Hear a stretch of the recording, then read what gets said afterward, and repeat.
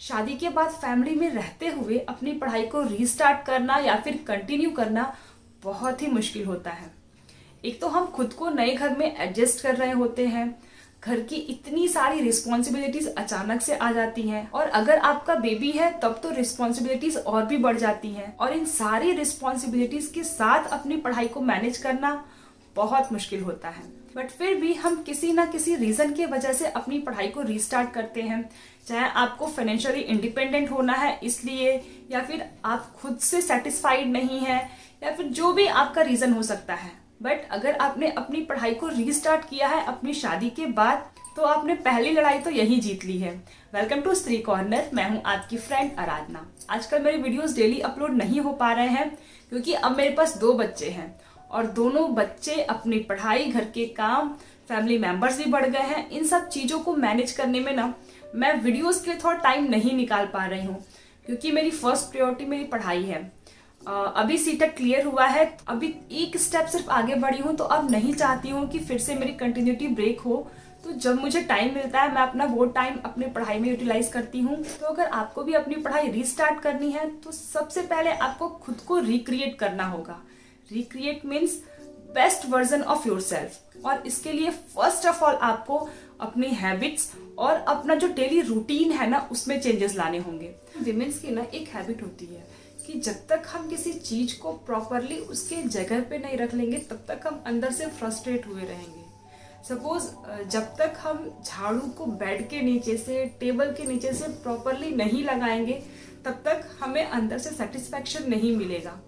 तो इन सब कुछ हैबिट्स को ना चेंज करना पड़ेगा, क्योंकि काम उतने ही है, रिस्पॉन्सिबिलिटीज उतनी ही है, और टाइम भी उतना ही है। अब इन्हीं सब के बीच में से आपको अपनी पढ़ाई के लिए भी टाइम चुराना है, तो कहीं से तो वो टाइम आपको निकालना ही पड़ेगा।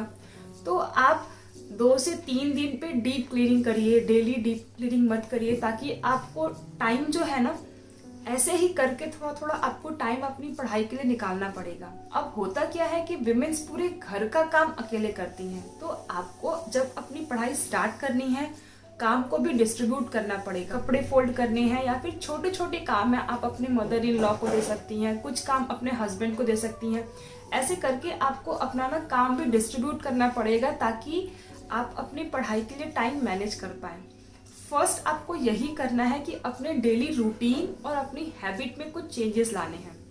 सेकंड, अब आपको अपने डिस्ट्रैक्शंस पे ध्यान देना है कि क्या चीजें हैं जो आपको डिस्ट्रैक्ट करती हैं, जिनके वजह से आप पढ़ाई नहीं कर पाती हैं।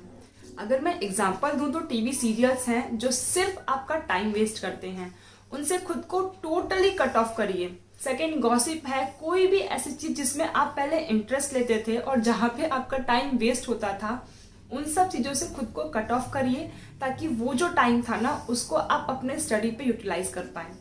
तो आपको सेकंड अपना डिस्ट्रैक्शंस जो है, तो सेकंड आपको क्या करना है, जो भी आपके डिस्ट्रैक्शंस हैं उनको नोट डाउन करिए कि एग्जैक्टली क्या क्या चीजें हैं जो आपको डिस्ट्रैक्ट करती हैं। रील्स देखती हैं आप घंटों, या फिर बिना मतलब की वेब सीरीज, इन सब चीजों से खुद को अलग करिए और उस टाइम को अपने पढ़ाई के लिए यूटिलाइज करिए। क्योंकि जब लंबे टाइम पीरियड के बाद आप अपनी पढ़ाई स्टार्ट करती है ना, तो आपका जो मन है वो जल्दी पढ़ाई में लगता नहीं है। अगर आपने स्टार्टिंग बहुत जोश से कर भी ली तो बहुत जल्द आप थक जाएंगी। इन सब चीजों से आपको सफर करना पड़ेगा, और धीरे धीरे जो है आपका रूटीन एक बिल्ड होगा, आपका जो एक कंसिस्टेंसी है ना पढ़ाई में वो क्रिएट होगी। थर्ड, अपना कंसंट्रेशन कैसे लाए पढ़ाई में, के लिए सबसे पहले आपको अपना गोल जो है ना वो क्लियर होना चाहिए कि एग्जैक्टली आप किस लिए पढ़ाई कर रही हैं। जब आपके माइंड में ये सेट रहेगा ना कि आपको पढ़ाई करना ही किस लिए है, आप क्या अचीव करना चाहती हैं, जब ये सब चीजें आपको क्लियर रहेंगी तो आपका जो कंसंट्रेशन लेवल है वो अपने आप इनहेंस होगा। आपको किसी भी एक्सटर्नल मोटिवेशन की या फिर कंसंट्रेशन की जरूरत ही नहीं पड़ेगी। होता क्या है कि जब हम विमेन्स काफी टाइम बाद अपनी पढ़ाई स्टार्ट करती हैं, तो हमारा जो घर के काम थे, जो हम इतने टाइम से चीजें करते हुए आ रहे थे ना, उसमें हमारा माइंड बार बार जाता है कि हमारा ये काम छूट रहा है, इन लॉज ने खाया कि नहीं, बच्चों ने खाया कि नहीं। तो इन सब चीजों की वजह से ना हम अपना जो कंसंट्रेशन है वो पढ़ाई पे लगा नहीं पाते हैं। इसके लिए आपको यही करना है कि आपका जो गोल है आप एक चार्ट पेपर पे या फिर कहीं पे भी जहां आप पढ़ाई करती है वहां पे पेस्ट कर सकती हैं कि एग्जैक्टली आपको पढ़ना क्यों है, ताकि आपको वो दिखता रहे।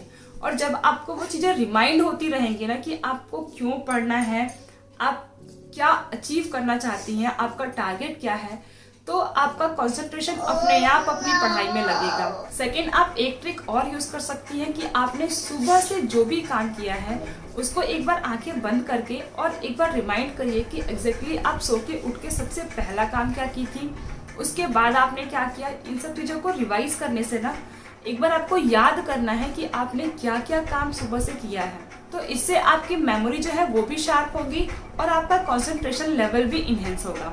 तो आई थिंक अब ये प्रॉब्लम भी सॉल्व हो गई होगी कि हम काफी लंबे टाइम पीरियड के बाद जब पढ़ाई स्टार्ट करते हैं ना तो कंसंट्रेट नहीं कर पाते अपनी पढ़ाई में। नेक्स्ट, अब बारी आती है रिजल्ट की।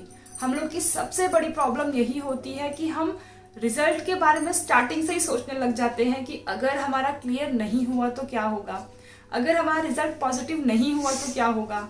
कुछ नहीं होगा यार, अगर क्लियर नहीं हुआ फर्स्ट अटेम्प्ट में एटलीस्ट आपके पास एक्सपीरियंस होगा, आपको पता चलेगा कि आपने कहाँ पे गलतियां की थी, किस वजह से आपका क्लियर नहीं हुआ, और आप नेक्स्ट अटेम्प्ट में क्लियर कर लेंगी।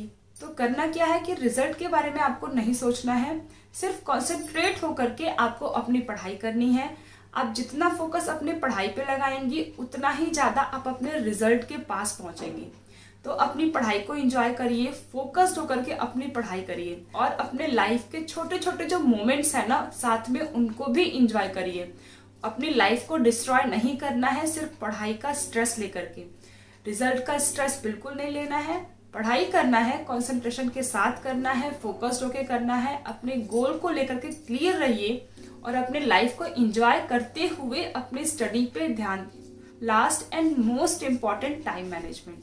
जिसने भी प्रॉपरली टाइम मैनेजमेंट कर लिया उसको किसी भी मोटिवेशन की जरूरत ही नहीं पड़ेगी। अगर आपने अपनी पढ़ाई रीस्टार्ट की है, आपने अपना कुछ टारगेट रखा है, तो सबसे इम्पोर्टेंट होता है टाइम को मैनेज करना। क्योंकि आप एक हाउसवाइफ हैं, आप एक वर्किंग पर्सन हैं, बट आपके पास इतनी सारी रिस्पॉन्सिबिलिटीज हैं और उन सबके साथ आपको अपने लिए पढ़ाई के लिए भी टाइम निकालना है।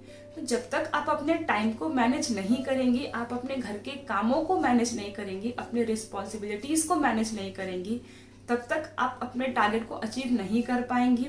ना तो आप अपनी पढ़ाई प्रॉपरली कर पाएंगी और ना ही अपने घर के कामों को, अपनी दूसरी जो रिस्पॉन्सिबिलिटीज हैं उनको कर पाएंगी। तो ये बहुत ही जरूरी होता है कि आप अपने टाइम को पहले मैनेज करें। जिसने भी टाइम मैनेजमेंट कर लिया उसको किसी भी अदर मोटिवेशन की जरूरत ही नहीं पड़ती है। आपको पता है आपकी एबिलिटी क्या है, आपकी कैपेसिटी क्या है, आप क्या कर सकती हैं। आपसे बेटर ये कोई नहीं जानता कि आप क्या कर सकती हैं। अपनी एबिलिटी को पहचानिए और अपने टारगेट को अचीव करने के लिए अपना 100% लगा दीजिए। अपने टाइम को मैनेज करिए, फोकस्ड होइए, अपने हैबिट्स और रूटीन में चेंजेस लाइए, फोकस्ड होइए, जो आपके डिस्ट्रैक्शंस हैं उनको हटाइए और जो भी आपका गोल है उसके लिए खुद को कंसंट्रेट करिए। रिजल्ट का मत सोचिए और टाइम को मैनेज करते हुए अपने टारगेट को अचीव करिए। तो ये था मेरा आज का वीडियो। आई होप आपको पसंद आया होगा और अगर थोड़ा भी हेल्पफुल लगे तो प्लीज इस वीडियो को शेयर जरूर करिएगा। मुझे बहुत मेहनत लगती है वीडियो को शूट करने में, आप लोग को मोटिवेट करने में। इस वीडियो को शेयर जरूर करिएगा ताकि हम जैसे जितनी भी हाउसवाइफ्स है ना उनको भी सपोर्ट मिले जो अपने लाइफ में कुछ करना चाहती हैं।